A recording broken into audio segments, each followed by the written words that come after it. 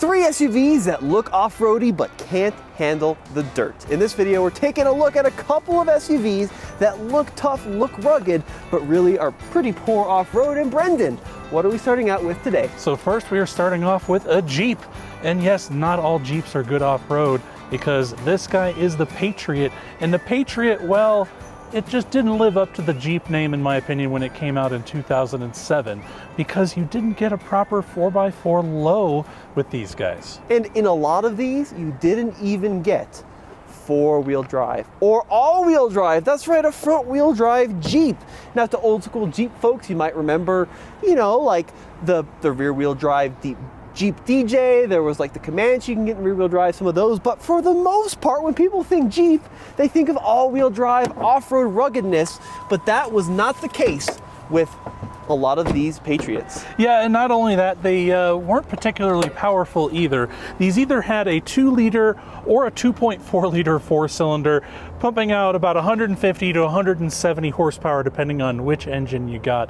But neither of them were all that great. Yeah, I mean, here's the thing, right? Like, if you close the hood, first of all, I love the way these Patriots look, and I love the idea of an affordable Jeep, because Jeeps are just too expensive. And this could have been like a Cherokee XJ, where you've got a low range and a real solid axle, but what you really ended up here with was a front-wheel drive, independent suspension, mall crawler that looked cool but just couldn't perform very well. Yeah, and I think the Compass shared a lot of the components with this Jeep as well. And I think of the two, this is the better looking of them. Definitely. For sure.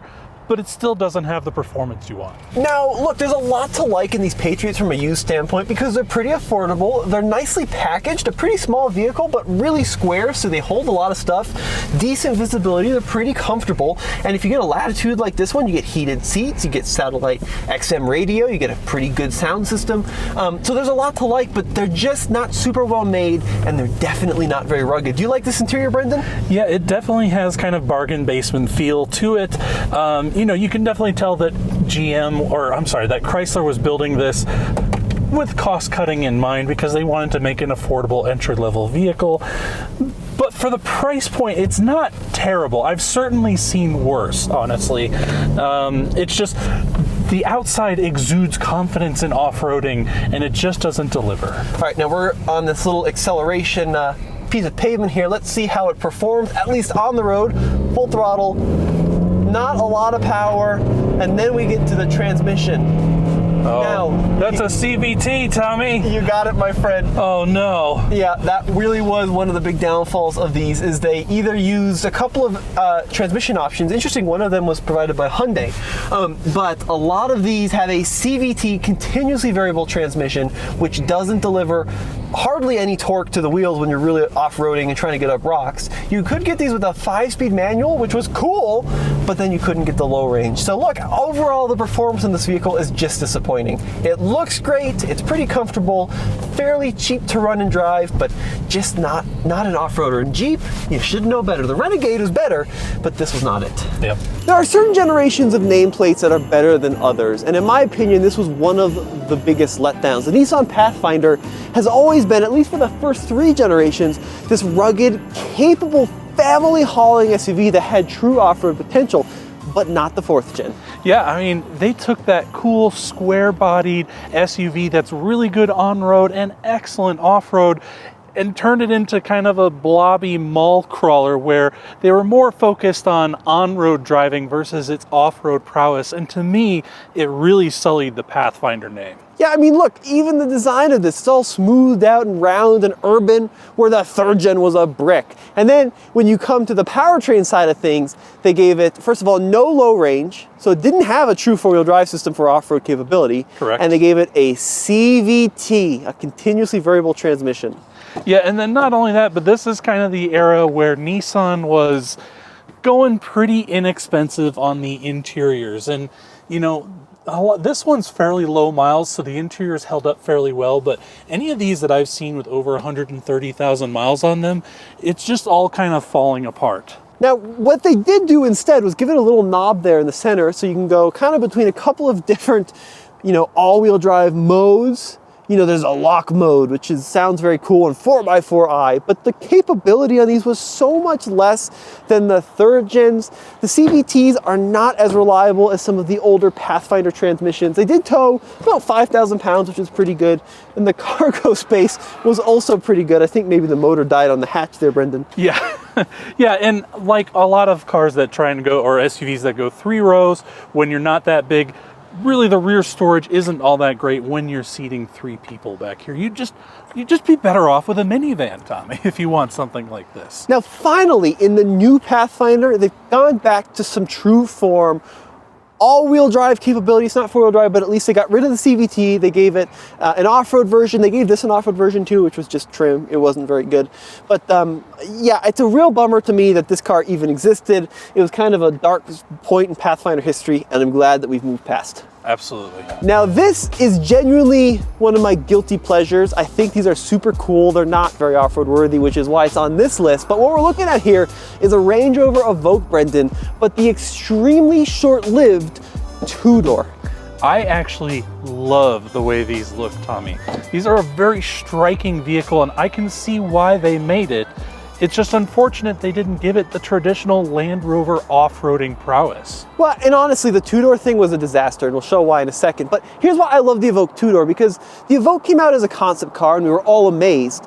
But we thought, you know, the production one is never going to look like that. And then the production one looked exactly like the concept, and the 2-door is the best looking. You got these short little proportions with this huge quarter panel that just makes it look like a little Hot Wheels. And when you combine that with the low roof, it's such a cool looking car. But of course, the off-road capability, as you mentioned, really wasn't there. Reliability was kind of hit and miss. These used a little Turbo 4, which was all right, but not fantastic. And then we got the big issue. Should we show them the big issue? Yeah. Now, this is so funny to me. So, people buy small crossovers because they have families. And if you have a family, you probably have kids in the back seat. Now, if you want to put kids in the back seat of a 2-door Range Rover Evoque, you fold the seat forward, but the kid can't get back there. So Range Rover thought of that. They gave you a little button here. You push the button, and then you wait approximately 3 to 5 business days. That seat is one of the slowest moving access points to any rear seat, maybe of any car ever to exist.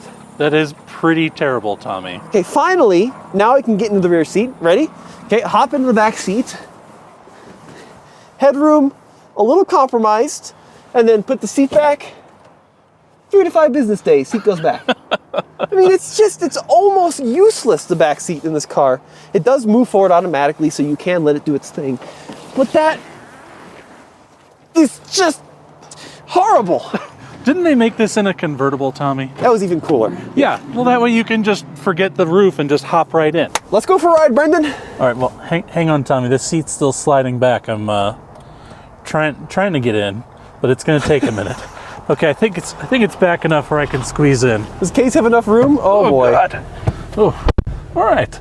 Well, once you're in here, I will say the interior is pretty nice. Yeah, I really like this kind of futuristic multicolored dash with the aluminum finish, this very futuristic panel, the little shifter that pops up and down, and they gave you 4 off-road modes, but no real low range, and you know, it doesn't quite have the hardware you need to go off-road. You don't put your seatbelt on, it's gonna start freaking out. Sure.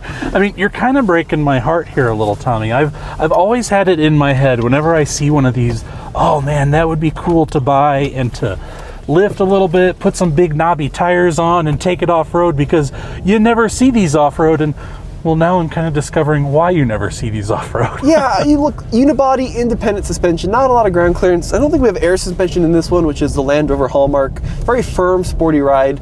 Look, these cars were a success. They sold a ton of them. They were relatively affordable for a Range Rover. They look great. They drive okay.